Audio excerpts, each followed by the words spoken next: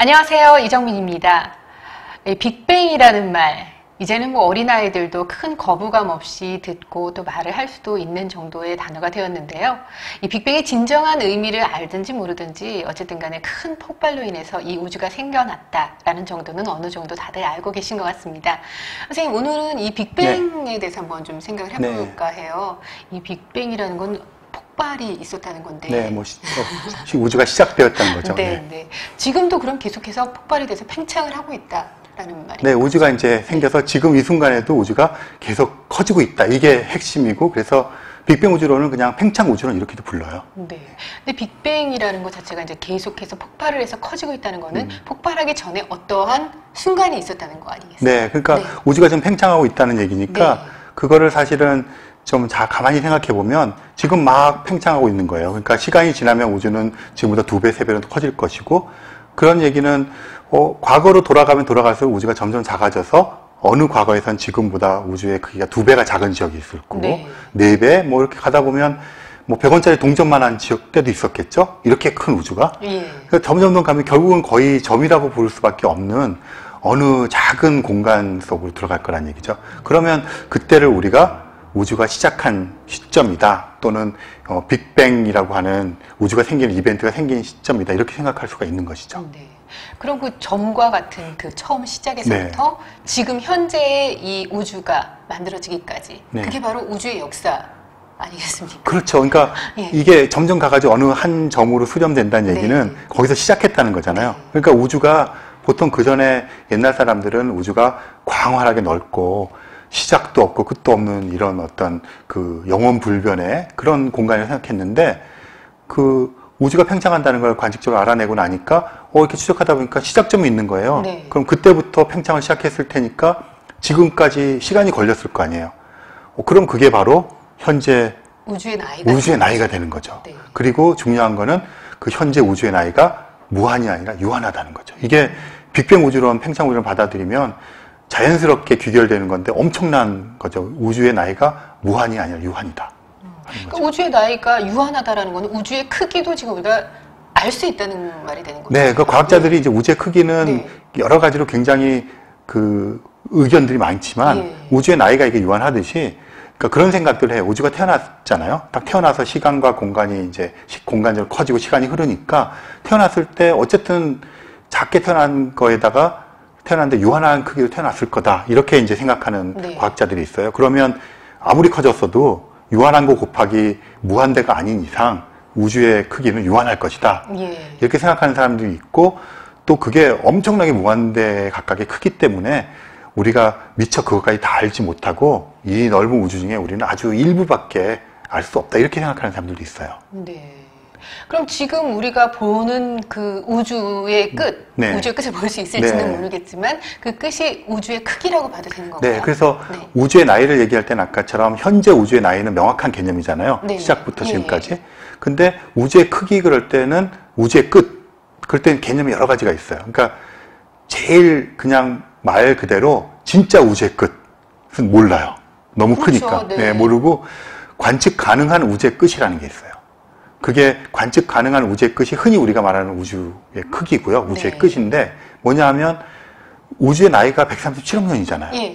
그러니까 빛은 1초에 37만 킬로미터를 가고 1년에 1광년을 가요. 1광년 동안, 빛이 1년 동안 가는 거리를 우리가 1광년이라고 하는 거거든요. 그러면 빛이 우주가 생기자마자 출발했어도 우주의 나이가 137억 년이니까 137억 광년밖에 못 갔겠죠. 그렇겠죠. 그러면 우리가 볼 수 있는 최고 먼 빛은 137억 광년에 떨어져 있는 빛을 보는 거잖아요.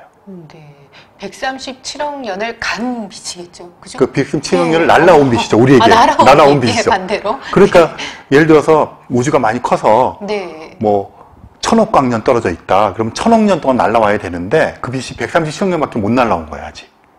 그러니까 우리에게 도달하지 않죠. 그러니까 실제 우주는 크다 하더라도 우리가 볼 수 있는 것은 빛을 통해서 봐야 되니까 빛이 날아온 거리만큼을 보는 거죠. 그래서 언뜻 사람들이 생각하기에 그러면 우리를 중심으로 137억 광년 되는 동그란 공을 생각해서 거기까지를 우주의 끝이라고 할 수 있겠죠. 네. 그러니까 관측 가능한 137억 년 되는 그 별이 네. 그 별 거기에서부터 날라오는 빛이 137억 년이 걸렸다면 네. 그 별은 지금 더 멀리에 네, 그게 굉장히 중요해요. 그래서 네. 우리가 보통 어떤 천체까지 거리를 할 때 137억 광년 얘기하는 네. 거는 137억 년 동안 날라왔다는 얘기고요. 네. 그 사이에 우주가 팽창하잖아요. 얘는 더 멀리 가 있겠죠. 그렇죠. 근데 얼마나 멀리 가 있을지 계산할 수가 있겠죠. 팽창하는 속도로 팽창하는 속도와 팽창률을 아니까. 그래서 계산을 해봤더니 137억 광년 떨어진 데서 출발한 빛이 오늘날 우리가 보이는 거잖아요. 그게 이제 얼마나 멀리 갔어요 했더니 대략 우리를 중심으로 해서 460억 광년 정도. 빛의 속도 460억 년. 그러니까 우리를 중심으로 460억 년, 460억 년짜리 공을 만들면 그게 우리가 현재 관측할 수 있는 최고로 먼 우주. 그 밖에 뭐가 있을 거예요. 근데 그건 우리는 알아차릴 도리가 아직은 없는 거죠. 그래서 흔히 우주의 끝 그러면 진짜 끝보다는 진짜 끝은 잘 모르니까 그 460억 광년을 반경으로 하는 공. 그거를 우리가 관측 가능한 우주 또는 우주의 끝 또는 우주의 크기 이렇게 부르고 있죠. 굉장히 신비롭네요. 그러니까 137억 년 전에 그 빛을 보고 있는데 네. 그 빛은 이미 400 그 빛을 낸 넘는 어떤 천체는 네. 이미 460억 광년의 거리에 가 있다. 네. 이렇게 우주가 팽창을 한다는 거는 어떤 물질이라고 해야 되나요? 에너지 자체가 팽창을 하는 거기 때문에 네. 어떠한 그 물리적인 성분도 많이 바뀌지 네, 않겠습니까? 그렇죠. 이게 우주가 지금 이렇게 크잖아요. 근데 뭐 네. 질량 보존의 법칙, 뭐 에너지 보존의 법칙 이런 거 생각하면 우주 속에 있는 물질이나 에너지의 양은 똑같아요. 네. 근데 우주가 커진다는 건 부피가 커진다는 얘기잖아요. 예. 그러면 밀도가 떨어지죠. 그렇죠. 밀도가 떨어지면 예. 온도가 같이 떨어지거든요. 네네. 그러니까 거꾸로 생각하면 우주가 아주 작았을 때는 지금 이 방 안에 있는 거를 1cm에다 다 집어넣는다 생각해 보세요. 근데 그것도 점 같은 데다가 우주 전체를 다 집어넣으니까 밀도가 어마어마하죠. 그 온도도 어마어마하게 높으니까 우주가 처음 태어났을 때는 물질이 존재할 수 없겠죠. 다 용광로처럼 녹아서 에너지로 있다가 우주가 커진다는 얘기는 우주가 팽창한다는 얘기는 시간이 지난다는 얘기고 그 얘기는 우주가 이제 진화한다는 얘기잖아요. 그 우주의 역사. 우주의 역사는 결국은 그렇게 작은 점의 고온, 고밀도 상태에 있던 에너지가 네. 커지면서 밀도도 떨어지고 온도도 떨어지면서 물질들이 하나씩 생겨나는. 그래서 결국 우리 같은 것까지 만들어지는 그런 역사가 우주의 역사가 되는 거죠. 네. 그러면 그렇게 따지면 이제 빅뱅 이전과 네. 빅뱅 이후의 그 히스토리를 쫙 만들어 나갈 수 있겠네요. 네, 그렇죠. 이제 빅뱅 이전은 옛날에는 이제 우주가 전체로 하나라고 생각했으니까 네. 빅뱅 이전이라는 개념 자체가 없었는데 요즘에는 다중우주가 유행이거든요. 우리 우주랑 비슷하게 생긴 왜 또 다른 우주들. 네. 그렇게 생각하면 이제 빅뱅 이전이라든가 우리 말고 우리랑 비슷한 다른 우주들이 수없이 많은 걸 생각하면 이제 그런 걸 멀티버스, 다중우주라고 얘기하는데요. 정말 이제 머리가 복잡해지는 거죠. 그러니까 우리 우주만 생각해도 지금 머리가 광활한데. 너무 아픈데. 네, 맞아요. 그런 상태네요. 그러면 시간을 거슬러서 우주 탄생 초기에서부터 현재까지 우주의 역사를 한번 좀 설명 좀 해주세요. 네, 그걸 이제 뭐 굉장히 복잡하게 네. 설명할 수 있는데 간단하게 생각하면 아까 드린 것처럼 우리 몸이 있는데 지금 이 공간이 2배로 줄어들었어요. 네. 그럼 우리가 막 서로 이제 막 껴놔야 되겠죠. 네. 그러다 또 2배, 3배로 줄어들면 우리 몸뚱아리로 생존할 수 없으니까 우리가 분해해서 뭐 세포끼리 엉킨다든가 예. 더 작아지면 이제 분자들, 그 다음에 원자. 근데 원자도 원자 핵과 전자가 있잖아요. 예. 그게 또 떨어져 나가야만 서로 달라붙을 거 아니에요? 그러다 보면 원자 같은 거나 원자 핵도 다 분류가 돼서 에너지화 돼버리는 거죠. 예. 그거를 거꾸로 하면 우주의 역사인 거예요. 에너지로 있던 것들이 처음에 그런 작은 알갱이가 네. 생기고 그 알갱이가 뭉쳐가지고 원자가 생기고 그게 나중에 복잡해지면서 분자들 생기고 뭐 거기서 별도 생기고 막 이렇게 해서 물질들이 조금 더 지금 우리가 보는 구체화되어 있는 물질로 에너지가 물질로 변해오는 과정. 뭐 그걸 자세히 설명할 수는 지금 그렇죠. 없지만 그렇게 에너지가 물질로 구체화되고 그 속에서 생명체가 탄생하고 이렇게 되어온 역사가 바로 우주의 역사다 이렇게 얘기할 수가 있죠.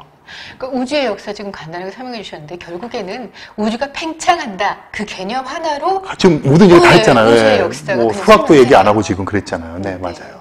뭐 이 짧은 시간에 우주의 역사를 이해한다는 건 불가능하겠지만은 그래도 어느 정도 우주의 역사에 대한 그 개념 정도는 네, 이해가 되셨나요? 거기서 팽창하고 있다. 이게 엄청 중요하고 빅뱅 우주론의 처음이다, 마지막이다. 네, 알겠습니다. 선생님 오늘 말씀 감사합니다. 네.